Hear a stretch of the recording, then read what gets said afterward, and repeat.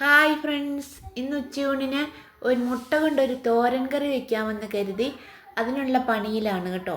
അതിനായിട്ട് ഞാനൊരു 5 മുട്ട കഴുകിയെടുത്ത് ഒരു പാത്രത്തിലേക്ക് പൊട്ടിച്ചൊഴിച്ചിട്ടുണ്ട്. അത് നന്നായിട്ടൊന്ന് അടിച്ചെടുക്കുകയാണ്.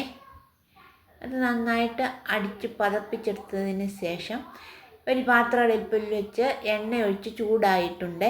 അതിലേക്ക് കടുക് ഇട്ട് കൊടുത്തിട്ടുണ്ട്. കടുക് പൊട്ടി വരുമ്പോഴേക്കും നമുക്ക് അരിഞ്ഞു വെച്ചിരിക്കുന്ന ഇഞ്ചിയും വെളുത്തുള്ളിയും കൂടി ഇട്ട് കൊടുക്കാം. ഇഞ്ചിയും വെളുത്തുള്ളിയും നന്നായിട്ട് വഴറ്റിയെടുക്കാം. അപ്പോഴേക്കും നമുക്ക് ഒരു തവി എടുത്ത് കഴുകി വന്നിട്ട് അത് ഇളക്കി കൊടുക്കണം. ഇഞ്ചിയും വെളുത്തുള്ളിയും നന്നായിട്ട് ഇളക്കി കൊടുക്കണം. അങ്ങനെ ഇഞ്ചിയും വെളുത്തുള്ളിയും നന്നായിട്ട് വഴറ്റിയെടുത്തതിന് ശേഷം അതിലേക്ക് നമുക്ക് ഒരു സവോള അരിഞ്ഞു വച്ചിരിക്കുന്നത് ചേർത്ത് കൊടുക്കാം. ചെറുതായിട്ട് അരിഞ്ഞു വച്ചിരിക്കുന്നത് ചേർത്ത് നന്നായിട്ട് നമുക്ക് വഴറ്റിയെടുക്കണം. സവോള വഴറ്റിയെടുത്തിട്ടുണ്ട്.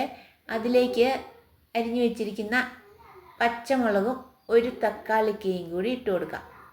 എല്ലാം ചെറുതായിട്ട് അരിയുന്നതാണ് നല്ലത്. ഇതെല്ലാം കൂടി നന്നായിട്ട് നമുക്കൊന്ന് വഴറ്റിയെടുക്കണം. നന്നായിട്ട് വേകണം, എല്ലാം നന്നായിട്ട് വേകണം. അതിനായിട്ട് നന്നായിട്ട് വഴറ്റിയെടുക്കാം. അതിലേക്ക് നമുക്ക് കുറച്ച് പൊടികൾ ചേർക്കാം. ആദ്യമായിട്ട് കുറച്ച് മുളക് പൊടി, കുറച്ച് മഞ്ഞൾപ്പൊടി,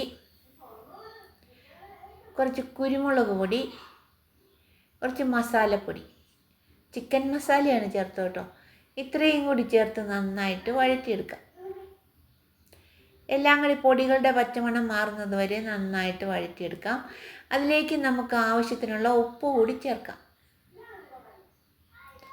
ഉപ്പ് കൂടി ചേർത്ത് നന്നായിട്ട് വഴറ്റിയെടുക്കുകയാണ്. അങ്ങനെ ഉപ്പും ചേർത്ത് നന്നായിട്ട് വഴറ്റിയെടുത്തതിന് ശേഷം അതിലേക്ക് കുറച്ച് തേങ്ങ ചിരകി വെച്ചിരിക്കുന്നത് കൂടി ചേർക്കാം.